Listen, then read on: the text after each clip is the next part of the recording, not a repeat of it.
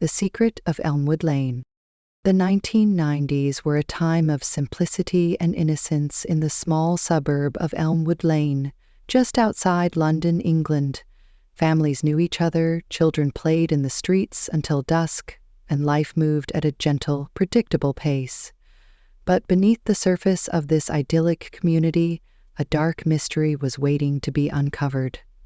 The Parker family was one of the cornerstones of Elmwood Lane. The 5 siblings, Daniel, the eldest at 16, twins Emily and Oliver, aged 14, Sarah, 11, and the youngest, Jack, 9, were known for their tight bond and adventurous spirits. Their constant companion was Scott, a stout and loyal bulldog with a penchant for sniffing out trouble. One summer evening, the siblings were lounging in their backyard, brainstorming ideas for their next big adventure. The topic of the old, abandoned house at the end of the lane came up, a place shrouded in local legends and eerie tales. "I heard that house is haunted," Emily said, her eyes wide with excitement. "Haunted, my foot," Daniel scoffed. "It's just an old house, but I bet there's something interesting inside," Oliver nodded. "Why don't we check it out tonight? We can sneak out after Mom and Dad go to bed." Sarah and Jack exchanged nervous glances, but the thrill of the unknown was too enticing to resist. Scott wagged his tail, sensing the excitement in the air. Later that night, under the cover of darkness, the Parker siblings crept out of their house, Scott leading the way. The moon cast an ethereal glow over Elmwood Lane as they made their way to the old house. The front gate creaked open, and they stepped into the overgrown garden, feeling a mix of fear and anticipation. Inside, the house was dark and musty, with an unsettling silence that made their footsteps sound unnaturally loud. They split up, each exploring a different part of the house, their flashlights cutting through the darkness. Daniel and Oliver found an old study, filled with dusty books and papers. Emily and Sarah discovered a small, hidden room behind the kitchen, while Jack and Scott investigated the attic. As they delved deeper into the house, they began to uncover strange clues. Cryptic notes, hidden compartments, and old photographs that hinted at a mysterious past. "Guys, come look at this," Daniel called out, holding up an old diary he had found hidden in a drawer. The siblings gathered around, their curiosity piqued. As they read through the diary, they discovered it belonged to a woman named Margaret Wainwright, who had lived in the house many years ago. The entries revealed a series of strange occurrences and unexplained events that had plagued her family. "Listen to this," Emily said, reading aloud from one of the entries. "I've seen shadows in the night and heard whispers that no one else can hear. I fear for my family's safety.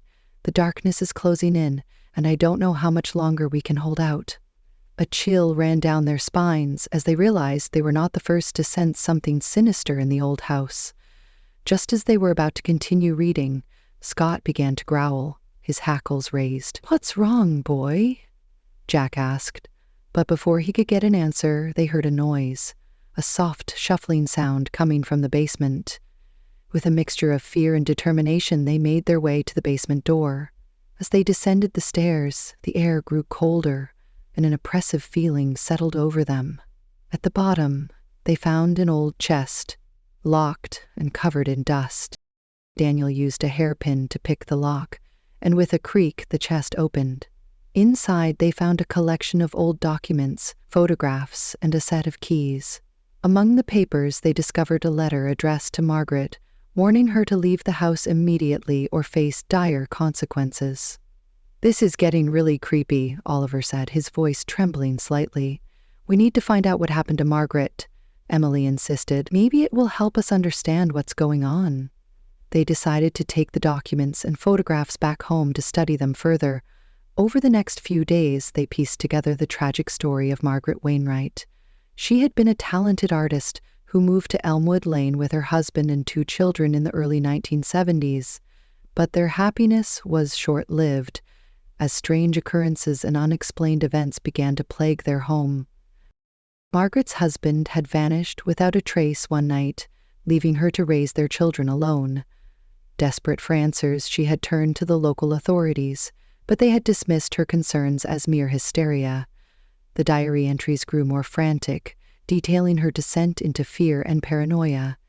One night, The Parker siblings decided to return to the old house, determined to uncover the truth once and for all. Armed with the keys they had found in the chest, they explored the basement further, discovering a hidden door that led to a secret underground room.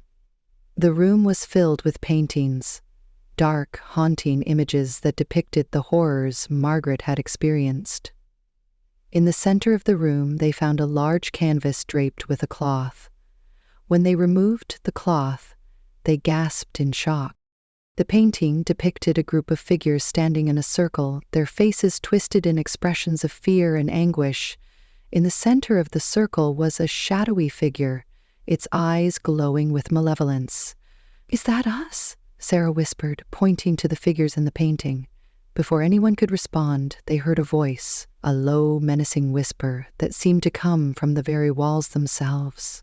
"You shouldn't have come here," the voice said, sending chills down their spines. They turned to see a figure emerging from the shadows. It was Tomas, the eldest of the Wainwright children, now a grown man. His eyes were filled with a mix of rage and sorrow. "You don't understand," Tomas said, his voice breaking. "This house is cursed. It took my father, my mother, and my sister, and now it wants you." Daniel stepped forward, trying to reason with him. "We just want to know the truth. What happened here?" Thomas's expression softened. "The truth is that our family was haunted by something dark and malevolent. My mother tried to protect us, but it was too powerful. She sacrificed herself to save us, but the curse never left. I've been trying to contain it all these years, but now that you've reopened the house, it's awakened." As he spoke, the shadowy figure from the painting seemed to come to life, its presence filling the room with an overwhelming sense of dread. The siblings knew they had to act quickly to break the curse and save themselves. Working together, they used the keys they had found to unlock the hidden compartments and safes throughout the house. Each key revealed a new clue, leading them closer to the heart of the mystery. They discovered that the curse was tied to an ancient artifact, a small, intricately carved box that had been hidden away for centuries. With Thomas's help, they located the artifact and performed the ritual outlined in Margaret's diary. The shadowy figure shrieked in rage as the curse was lifted, its dark presence dissipating into the air. As the first light of dawn broke through the windows, the siblings and Thomas emerged from the house, finally free from the darkness that had haunted them. They knew their lives would never be the same, but they had forged an unbreakable bond through their shared ordeal. Back in the safety of their home, they vowed to keep the secrets of Elmwood Lane and the Wainwright family safe. They had uncovered the truth, and in doing so had brought peace to a tormented soul. And so, life in Elmwood Lane slowly returned to its gentle, predictable pace. The Parker siblings and their loyal bulldog Scott continued their adventures, their bond stronger than ever. They knew that no matter what challenges lay ahead, they could face them together. Thanks for joining us on another thrilling quest. We hope you enjoyed unraveling today's mystery. Don't forget to like, share, and subscribe to the Thrill Quests to keep the adventure alive. And remember, there's always another mystery waiting to be solved, so be sure to tune in for tomorrow's episode. Until then, stay curious and keep questing.